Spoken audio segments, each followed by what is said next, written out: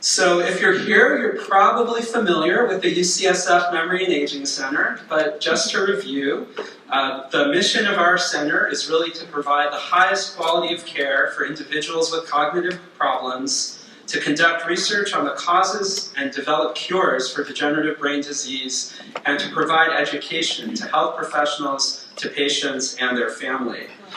And today we're going to focus on research and we're going to educate, so we'll check two of those boxes. The breadth of research that we do here is really very broad. So we have a very active program trying to understand healthy brain aging. What are some things we can do to help our brain age well? What are some risk factors that might increase an individual's risk for developing cognitive problems later on? And what can we do about that? We'll hear later on from Rowan Salinger about that.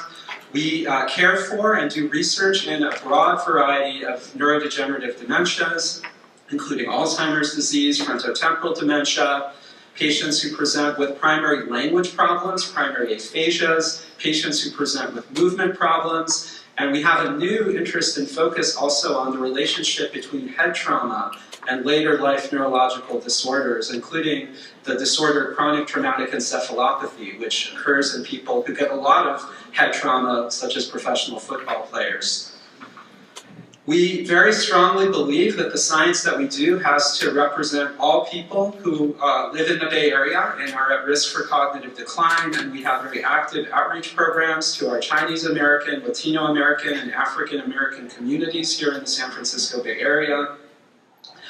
We try to uncover disease mechanisms using everything from cell models and animal models to human tissue. We'll talk later about brain donation, genetics and genomics, and advanced brain imaging. You'll hear a lot about that later on. And really the overall purpose of all of this is to develop better diagnostic tests, new treatments, and comprehensive care models. So hopefully we'll cover all those points during today's presentations. One of the hubs for all the research that we do at the Memory and Aging Center is our NIH-funded Alzheimer's Disease Research Center. And this map just shows you where we are as part of a national ecosystem of NIH-supported research centers. I think now more than ever, it's really important to emphasize the critical contribution of NIH funding to all the science that we do. The UCSF ADRC was founded by Dr. Bruce Miller, who we'll hear from later today, in 2004. Throughout the history of the center, we've evaluated over 2,000 participants, and 550 are currently active. That's some of you. And again, we're very proud of our representation of traditionally underserved communities, including over 20% Chinese American and Latinos in our current cohorts. A lot of you are very familiar with what an ADRC visit includes, but we do really detailed interviews and medical and neurological evaluations, cognitive testing, sorry about that, I know that's rarely people's favorite part. We collect blood and DNA, we ask you to do a lot of brain imaging studies, and ultimately we do ask for those who are willing to consider signing consent to donate a brain for autopsy after someone passes away. And we'll hear that has tremendous value. We are part of this national ecosystem that includes 36 centers across the United States. Overall, these have evaluated over 55,000 people, 20,000 are currently active, and all of the data from all the ADRCs across the country are de-identified and they're then shared broadly with the research community. So really smart people can use new methodologies like AI to try to look at these very broad and multimodal data sets and generate new insights and new treatments. At UCSF, we are also, the UCSF ADRC plays a leading role in a lot of national multi-site efforts around specific brain diseases, including frontotemporal dementia, young onset Alzheimer's disease, advanced brain imaging techniques, head trauma, which I mentioned, vascular disease. We are very interested and collaborate with other centers across the country in doing basic science to understand cellular and molecular mechanisms of disease. And we have specific collaborations with other ADRCs, including Boston University, Mass General, Harvard, Mayo Clinic, and locally with UC Davis and Stanford. We talked about education. We have very active training programs for neurologists, neuropsychologists, neuroscientists, and we increasingly have an important global footprint. This is an initiative called the Global Brain Health Institute that has been going on at UCSF for nearly 10 years, where we bring in fellows from around the world, over 270 fellows over the past 9 years, and you can see the geographic distribution. A lot of them are from a medical background, but many are not. Some are social scientists, epidemiologists, even artists, performers, policymakers. They all come in and they get the same intense 1-year immersion curriculum into dementia, and then they return to their home countries, and many have already become local leaders in starting or really accelerating dementia programs around the world. Dementia is a global problem, and we're going to need a global approach to really make an impact. So I am not the main show. You're going to hear from a lot of our younger scientists and established scientists about advances at UCSF, but I did want to highlight a few specific advances that have occurred just in the last year or two, and those include new understanding of things that we can do every day to protect our brain and help our brain age well, new diagnostic tests that were developed for Alzheimer's disease just using a very simple blood test, and new treatments for Alzheimer's disease. And we think this is really just the beginning of an exciting new era where we can diagnose and treat a lot of these different degenerative diseases. This is one of the most important slides I'm going to present. Every few years, a committee called the Lancet Commission reviews all the literature on what are modifiable risk factors that we can actually address to try to prevent dementia. And they're so important, I'm just going to read them out loud. So these include education, like what you're doing here today, hearing loss, high cholesterol, depression, traumatic brain injury, physical inactivity, diabetes, smoking, high blood pressure, obesity, excess alcohol use, social isolation, air pollution, and vision loss. And this graph just shows you that these different factors really occur throughout the lifespan, beginning with the type of education that we provide to our children, through our ability to manage vascular risk factors through midlife, to things that occur in later life, like social isolation or loss of vision, loss of hearing. And collectively, we estimate that about 45% of all cases of dementia could be prevented if we actually fully addressed all of these different risk factors. And I just want to highlight that UCSF researchers have contributed greatly to a lot of the description of these associations.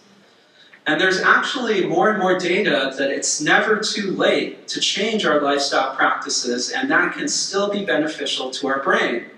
So just a couple of months ago, we heard the results of a large study called the US Pointer Study, where over 2,000 individuals, older individuals who were considered at higher risk because they were inactive, they had sedentary lifestyles, or they had vascular risk factors, or they had other risk factors. And they were randomized to get one of two interventions. One intervention was a very intense, multi-domain lifestyle intervention where they met many, many times, almost 40 times, with coaches evaluating their vascular health, evaluating their cognitive activity, their exercise program. They generated goals and then had accountability, meeting with those coaches and seeing if they met those goals. And then the others had more of a find-your-own adventure, so they were provided with publicly available education materials. They had fewer sessions, but still met with coaches. And the question was, can we improve cognition using a scale that looks at memory and other aspects of cognition? And what this graph shows is changes in cognition over the 2 years of the study.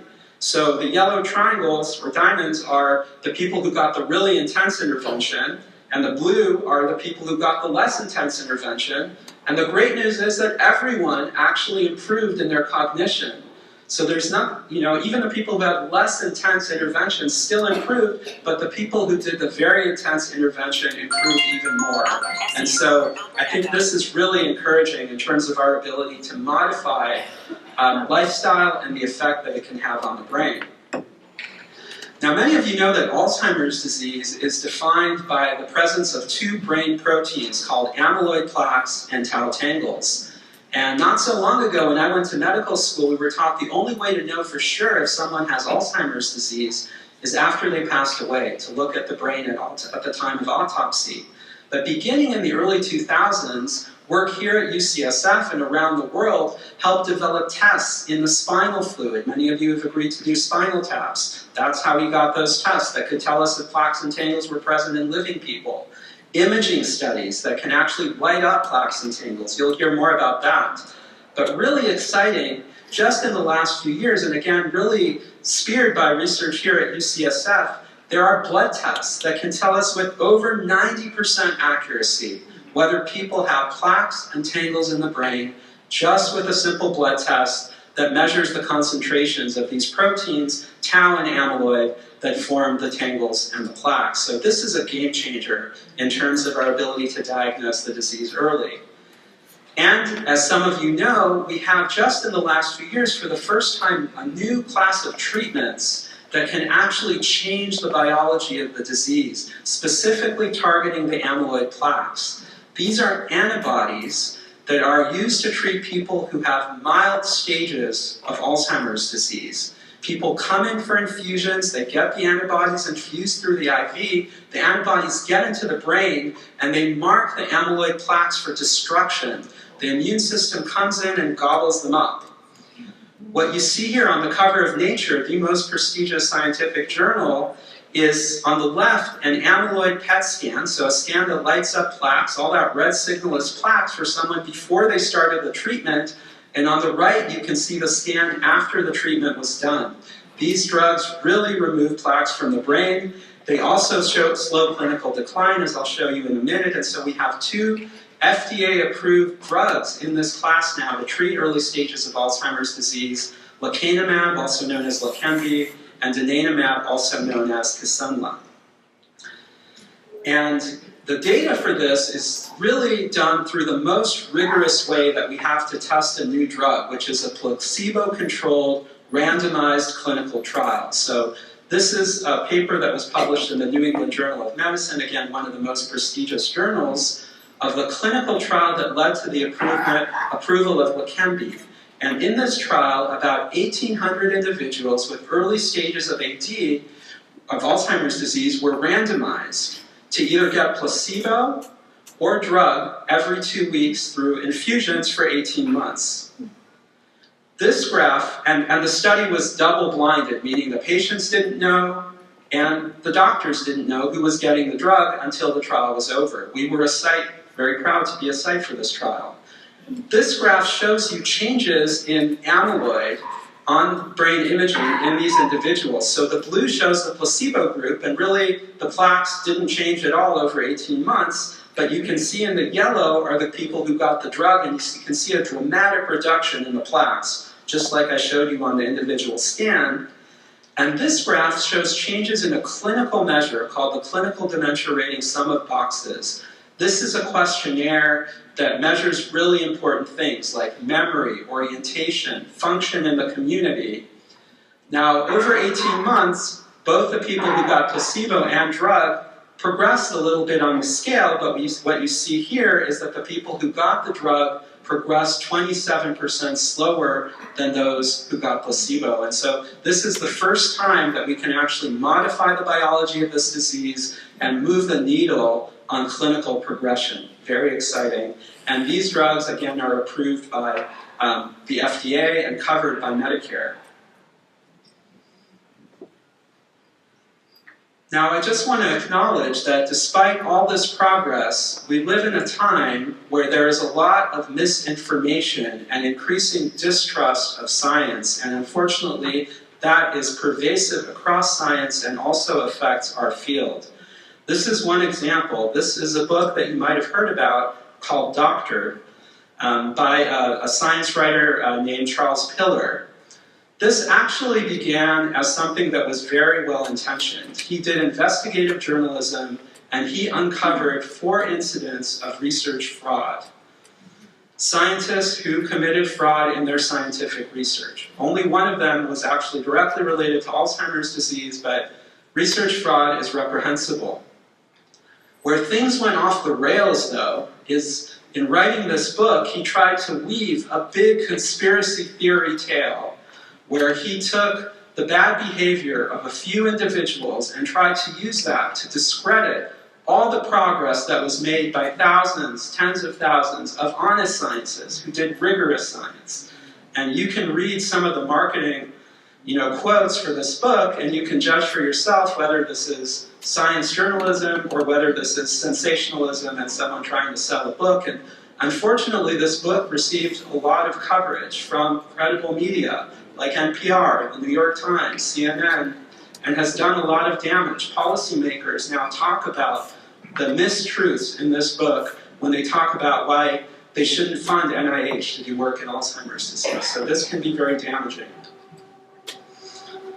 One of the untruths in that book is that the entire field is only focused on one thing, which is the amyloid plaques. And I don't expect you all to sort of process this very complicated graph, but what I want to show you is the pipeline of development for drugs for Alzheimer's and related dementias. So the first thing is there are a lot of different treatments and treatment approaches that are being trialed now in clinical trials, and we'll hear about that today.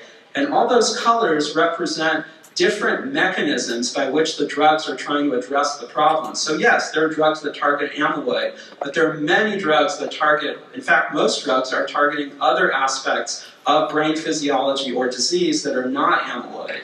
And I think many of us think that at the end of the day, in order to really make an impact on dementia care and prevent dementia, we're going to have to understand what every individual's risk is based on different things that are going on in their brain and intervene likely with a combination of different treatments. So just like we prevent heart attacks by treating cholesterol and blood pressure and diabetes, we will try to prevent dementia by treating a lot of different aspects. Amyloid will be part of the story, but there will be many, many other things.